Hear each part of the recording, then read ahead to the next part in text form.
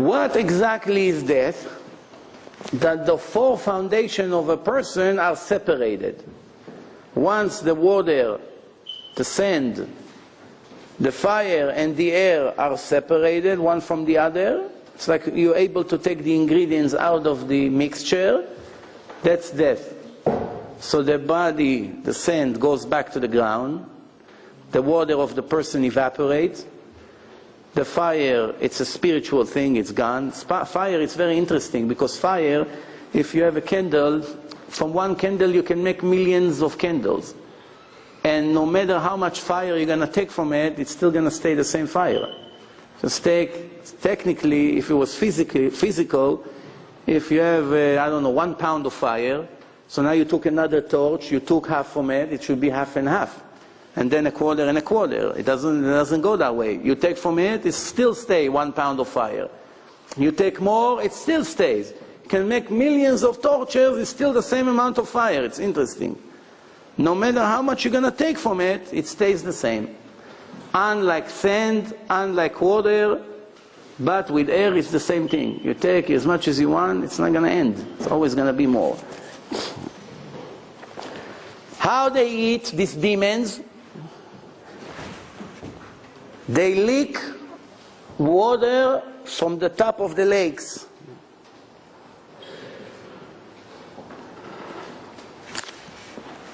They smell the fire, the smokes that comes out of the fire. It's something that they need for their existence.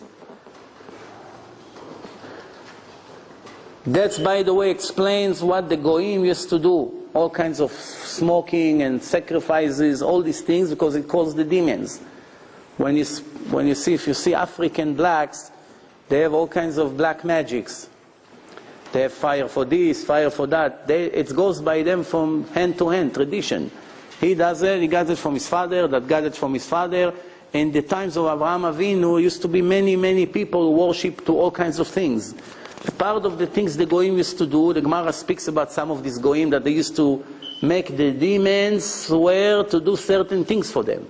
He takes control of a demon, and the demon becomes his private servant. And he does this for him and this for him, which we don't know how to do these things. They also eat from what people put seeds in the ground, a part of it they go and eat. They also suck blood. Blood of people that spills, they come and suck from it. How to understand? I'm just telling you some of the secrets that the Torah told us. How many demons we have in the world? Much more than human beings. So if today we have 6.4 billion, we have way more demons, a lot more.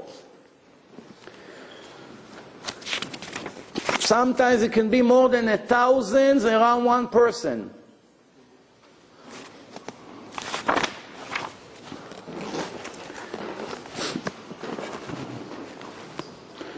If the eye of a person would get permission to see them 1 second, הייתה נטרפת דעתו. His mind will go crazy. He will never be able to function. A person that walks alone in empty places in the middle of the night, he's subject to get damaged by those demons.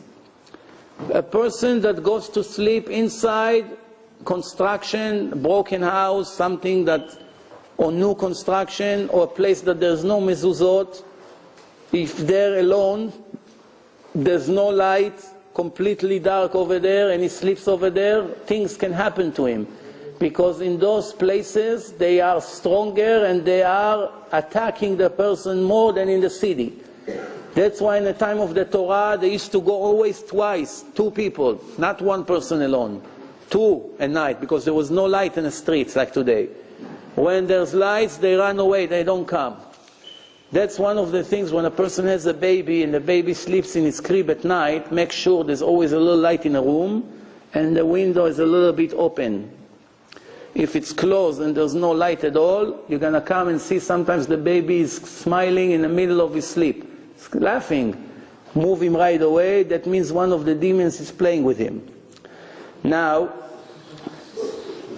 dreams,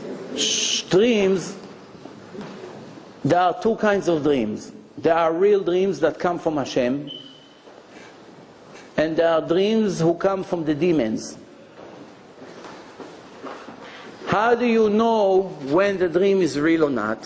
Dreams that happen towards the morning, before a person is supposed to wake up 6, 7 in the morning, usually are more real than others. Dreams that starts in the middle of the night usually goes after what you thought during the day, or yesterday, or a week ago. It stills in your brain, it's in your subconscious, and when you sleep, it's all get mixed in your head, and it makes you think.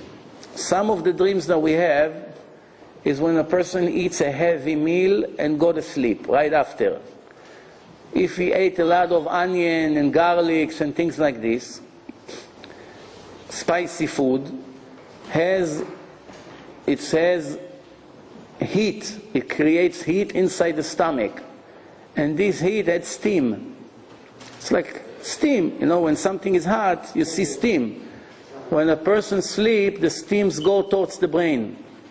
Unless if he sleeps on high pillows, then the steam doesn't go into the brain. But if he sleeps normally, these steams from the heavy food goes into his brain and move things around inside the brain and create all kinds of dreams. Sometimes the dreams don't make any sense. These dreams, obviously, it's also not real. How do the demons make the person dream? They go inside his ear. They enter the ear. They go all the way inside and they begin to talk to him certain things that they want him to dream about. They tell him, they pretend they are somebody, they look to him like a rabbi, like a person that he's known, he can look like his father, and this is all baloney, this whole dream is nothing. And Rav Yehuda Aftaya, about 60 years ago in Israel, is a student from the time of the Ben Ish Chai. He was a very, very holy spiritual rabbi. He used to take dibukim out of people that had an extra soul in their body, he used to remove it, taking care of all what we call crazy people, where they're not really crazy, they just have two different souls in a body. So he used to be an expert in those things. Not only that, when he used to close his eyes in the middle of the day in yeshiva, 10, 20 minutes he was napping, and open up his eyes, and he had a book. It's called Ruchot Mesapro. If you read it, you don't sleep for 1 month. 1 month you cannot sleep after you read it. He was able to write things from court of heaven with names of people. Some of the people is people that used to live in their town. One time there was a dream of a person, and he told him that one holy rabbi came and told him all kinds of things that didn't make sense. Cannot be that the rabbi told him such a thing.